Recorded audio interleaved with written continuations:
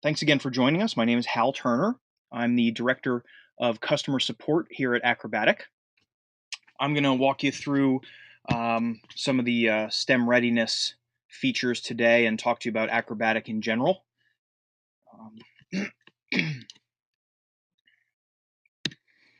Start with the agenda. We're going to spend about a half an hour on this. We'll start with what Acrobatiq is. We'll talk a little bit about Acrobatiq's approach to intelligent courseware.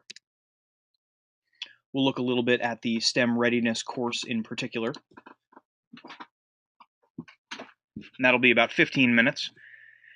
And then we'll do about 15 minutes of Q&A. Please use the question field to minimize stepping on each other's toes and to maintain bandwidth. I'm going to keep all attendees' audio down, and we'll just use the question field at the end. So, Acrobatiq. What is Acrobatiq? Acrobatiq is a new company. We're a spin-out from Carnegie Mellon University's Open Learning Initiative, and the company is owned by Carnegie Mellon. OLI was created in 2001 to answer the question of whether we could match or maybe even improve upon the results that we see in traditional classrooms, and presumably at a lower cost because it's in a digital environment. And what we learned through 10 years of research is an overwhelming yes. What OLI and now Acrobatiq have done is brought together people to work at the convergence of three of CMU's historical strong points, strong areas, I should say: cognitive science, human-computer interaction, and cutting-edge technology development. And we're using our expertise in these disciplines to expand on what OLI has done. And our efforts now are focused on scalability and sustainability, because OLI, of course, was a grant-funded research project, and now we need a way to keep the lights on. And Acrobatiq is the answer. What OLI and Acrobatiq now are bringing to the educational community, in a way, the way to share what we have learned about learning in a digital environment and how best to use this digital environment to benefit students and to benefit instructors, is what we call intelligent courseware. Intelligent courseware is our idea of an all-in-one textbook replacement, not a faculty replacement. Robot learning is not our goal here, but instead, what we're looking for is an environment, a set of tools, a set of materials that an instructor can use to be more effective as an instructor and to get better results from his or her learners. So, intelligent courseware, like a textbook, is going to have expository text and media. But unlike a textbook, it's going to feature a lot of other tools that you can only employ in a digital environment, such as adaptive practice and graded activities, a gradebook to track all of your students' progress, a learning dashboard where their actual learning is measured and displayed for you to help guide your teaching, and myriad other tools and features. And of course, because it's digital and because it carries a low overhead, we're going to find a lot of these features are brought together for a far lower cost. This entire the entire suite of materials and tools costs far less than a typical textbook, and you get so much more. And in terms of functionality and information to help you as an instructor. When you use Acrobatiq tools, you will find that you can measurably improve the learning of your students. It will complement you rather than replacing you, and it will save you tons of time. So let's talk about Acrobatiq's approach. What is it that makes Acrobatiq so different from the other digital tools that you see? Well, most of the other digital tools you see are designed with a deductive approach. What somebody will do is they will repurpose a textbook. They'll digitize it, slap it online, add a couple assessments to it, that will record the answers of your students for you. And then what they'll do is they'll take a look at where the students performed their actions. Did students spend a lot of time reading Unit 3? Did they not click on the exercise on page 150? These types of engagement data, and they'll model what a successful student is, and then compare the other students. And if the behavior matches the model student, then they predict the student is going to succeed.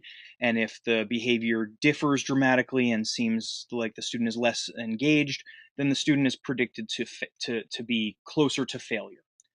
And that's a pretty good approach, but it's deductive. You're really just teasing out engagement data and hoping to glean something from it that you can use to help your students.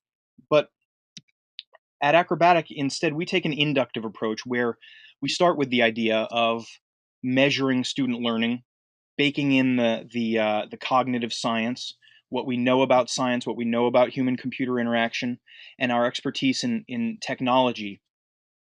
And we start with the measuring tools. We create them from the start so that the end product does what we want, rather than hopefully doing what we want and having to go in and look for the data to prove our hypothesis. Instead, our inductive approach results in far better measurable learning, actual measurable learning that you don't get from engagement data. The way we start is with what we call the Course Design Triangle, the three elements that we use to create a course. It begins with learning objectives, which are student-centered and measurable, so that you can attach them to all. You can attach the learning objective and its sub-objectives and its skills, break them out, and when you unpack them and you assign them to certain exercises throughout the courseware, you can take the students' interaction with those practice activities and measure whether they are meaningfully meeting the objectives. This is all intentionally designed from the beginning. All of this measurement is incorporated in the world-class content and practice exercises, and then we have assessments that will grade and continue, not just give you a numerical grade, but actually give you an understanding of what your students do and do not understand. So our practice activities are called ADAPTivities. We generally call them learn by doing, or did I get this? Learn by doing is meant to allow the student to practice with some of the material that they've just learned. And did I get this is a sort of self-check. So you'll find hints in learn by doing activities because the student is still learning. And immediate targeted feedback, the most helpful of which is the feedback for when the student gets the question wrong. So you'll see when a student answers a question incorrectly that the subject matter experts and the learning engineers have designed the feedback, and well, first they design the choices to reflect common misconceptions that students will exhibit. So, as somebody who teaches remedial math to college students, you understand where students have their stumbling blocks. These stumbling blocks are incorporated into the design of the questions and then the design of the answers. So what you have is an answer for every incorrect answer. I should say a feedback for every incorrect answer that addresses the misconception behind the wrong answer. So if you realize that a student would choose a particular answer because he multiplied by 2 instead of squaring a number, then you can address that in the feedback without giving the answer. Tell the student where to look again and make more considerations. In this way, you address you foster the metacognitive processes for the student, and then the student is free to continue practicing. So the combination of the metacognitive practice, or boost, the decision to incorporate as many hints and as much feedback And practice as the student needs means that all of the practice activities are adaptive to the student's level of need. The learning dashboard is where all the information that we glean from these interactions is collected and displayed. So what you'll see is this is the module view for Module 6 in STEM Readiness. Anywhere that you see these bars, they are meant to indicate the entire class's predicted understanding or ability to demonstrate the skill or the sub-objectives that are involved in coming to these learning objectives. So here, calculating the volume of a sphere, you can see that most of the students in the class have demonstrated an understanding of everything that goes into calculating the volume of a sphere. So this would involve understanding the radius, understanding the diameter, the circumference, and the difference between area and volume, for instance. And all of those things, all of those skills and sub-objectives are part of this learning objective, and they are measured by several activities throughout the module. The student's interaction, it's not just a one-to-one. Did the student get this correct? Did the student get this wrong? But there is a complicated algorithm that measures whether they understand the concept based on their interaction over time. And then it takes a cumulative aggregate look at the class. So here you can see that in these first, in all of the early learning objectives, the class on the whole understands what's going on. But then here at the bottom, expressing values using scientific notation, well, there's been a little bit of struggle there. So this week, the instructor might see that the students have performed very highly in all of these learning objectives and might decide to focus much more narrowly on expressing values of scientific notation. And then once you've covered that, maybe you can spend your time talking about things that interest you more, things that you wouldn't normally have spent time doing because you would have been covering all those other things that it turns out they already get. So STEM readiness, the course material is meant as a refresher of core skills related to STEM careers. Mathematics from arithmetic to beginning algebra, workplace communications, and professionalism. This is designed to help the student transition. It was generally meant to help transitioning students or older students who are changing careers and want to move into a STEM discipline prepare for the workplace that STEM that you're likely to find in those disciplines. Beyond the ADAPTivities, students will find writing exercises where they will submit their work, and then they're encouraged to improve it based on the things that they have learned, and then resubmit it to the instructor. Throughout the course, you'll find extra practice that in that way the student can either elect to use the practice or not, depending on his or her need. And there are checkpoints and quizzes totaling 26, and each one of those reports to the gradebook and to the learning dashboard to help you understand not just what scores your students are attaining, but what concepts they understand and do not understand. So how can all of this save you time? Well, the ADAPTivities are like having a virtual tutor standing over your student's shoulder. Every time they interact with the practice, you are given information about what they do know, what they don't know, and why they do or don't know it. And then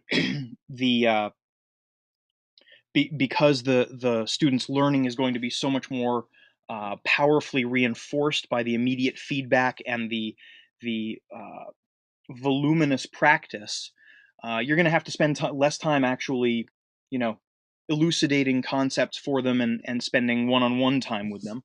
So that'll save you a lot of time. But the virtual tutor, beyond just helping the student through each concept that they're struggling with, also reports back to you. And so, you can imagine in a 500 student section, you can't have 500 TAs. You probably can't even have 10 TAs. And each one of them sitting with your students during their homework and then reporting back to you what the class looks like in terms of its knowledge. This is what the ADAPTivities in the learning dashboard are going to do for you. automatic grading speaks for itself. And like I mentioned earlier, you can really focus your class time by looking at the learning dashboard, assessing what it is, assessing the areas where your students are struggling the most, and then addressing those issues directly instead of wasting your time on stuff that they already clearly understand. And when you take all of these in concert, you're going to end up being much more productive. So those are the basics of the course. Acrobatiq.com is our website address. You can see that at the top left. If you haven't already headed there, I encourage you to go and take a look at our evidence page, which will highlight some of the independent study results that show how effective this approach to learning is. You can also sign up by clicking the Courseware sign up link and creating an account, and that will grant you preview access to the courses. And you can contact me at info@acrobatiq.com. That'll get directly to me, and I'll make sure that any of your questions or concerns are addressed. And so that's it for the walkthrough. Why don't we go ahead and open things up for questions? If you folks have anything you'd like me to talk about, please feel free to type it into the question area, and I'm going to read them out loud so that they will be preserved on the recording, because the recording does not show attendee questions being typed out. So while I'm waiting for any questions to come in, I wanted to let you know some of the exciting stuff that is not yet in place at Acrobatiq, but will be in the coming semesters. In the fall, we're going to introduce instructor tools that allow you to personalize the material more. So you'll be able to add your own text. You can record your own videos and incorporate those. You'll be able to design your own learn by doing and did I get this activities with your own targeted feedback based on the misconceptions that your students generally tend to exhibit. All of those will report to the learning dashboard, and you'll be able to change the questions, remove or add questions to quizzes and checkpoints, for example. So you'll have a lot more flexibility with what you're able to you'll have a lot more control over the materials. Wasn't the STEM Readiness course actually created through a DOL TACT grant by the National STEM Consortium? Indeed, it was. When OLI was I wasn't around at OLI when OLI was brought in on the project, but it was created through the Department of Labor TACT grant, which was designed to address needs in higher education for transitioning and community college students who need more valuable and faster education to get back into the workforce. And I don't have data here on or lists here of everybody who was involved in the National STEM Consortium, but this was part of the project. How does this course differ from the one that is already available on OLI's website for free as an OER? It differs. The content itself at the moment is identical.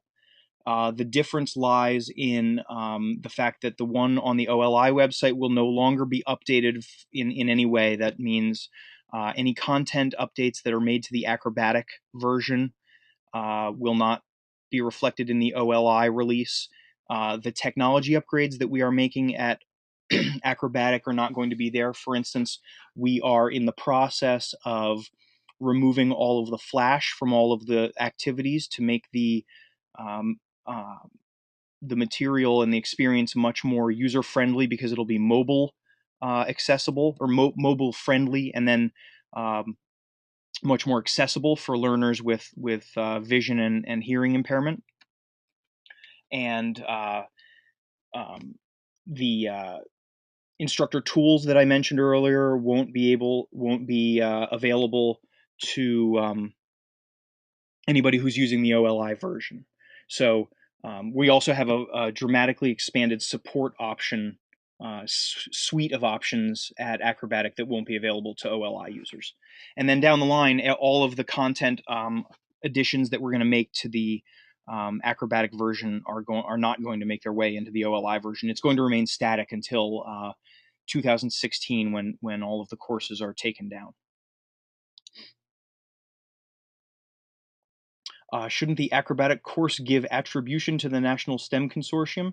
That's actually part of the process this semester. We're making lots of improvements and additions as we transition from the Open Learning Initiative to Acrobatiq, and all the proper attributions are on the slate, and they're going to be implemented. We just have a limited number of people and a limited amount of time, and we're getting to everything as we're able. But yes, the proper attribution is definitely a priority and definitely going to be in place. Are you planning to provide attribution for the original course authors? That's actually a question for the original developer. I can find out if we're going to add a page for course author acknowledgments. I don't know for sure, so I will look into that and get back to you.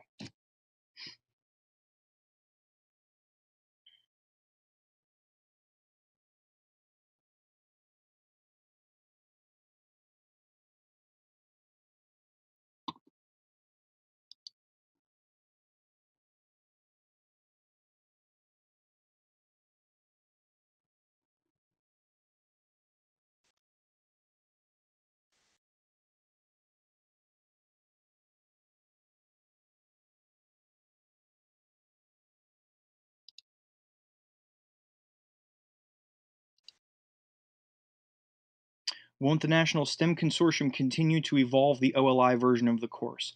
I actually can't speak to that. I'm not sure what the STEM Consortium's plans are with the OLI course, nor have I spoken with Norm over at OLI to learn what his intentions are. But any of the improvements that are made at Acrobatiq are not going to be reflected in the OLI version.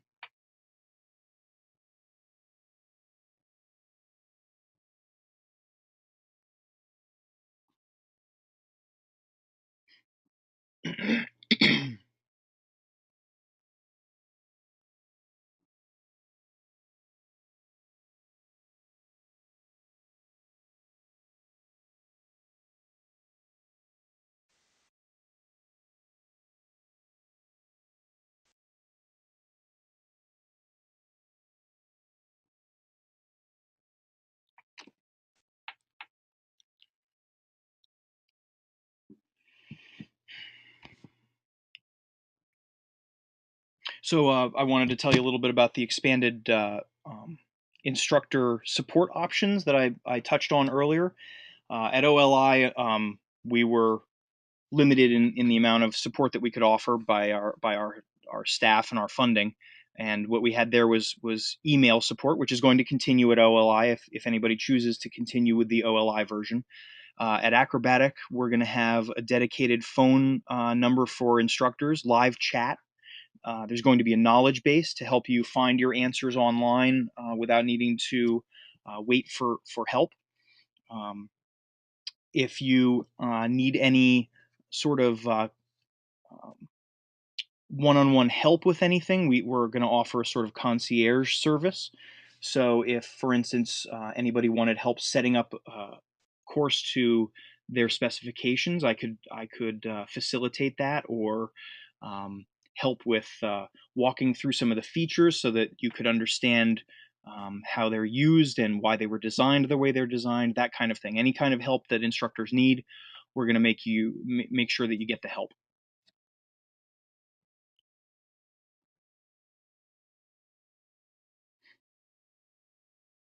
So it looks like we've come to the end of the Q&A session. I'll give you guys another 30 seconds if there's anything you'd like to tack on here. Otherwise, I wanted to say thank you so much for coming. I really appreciate everybody's attendance today, and wanted to thank you for spending your time with us here.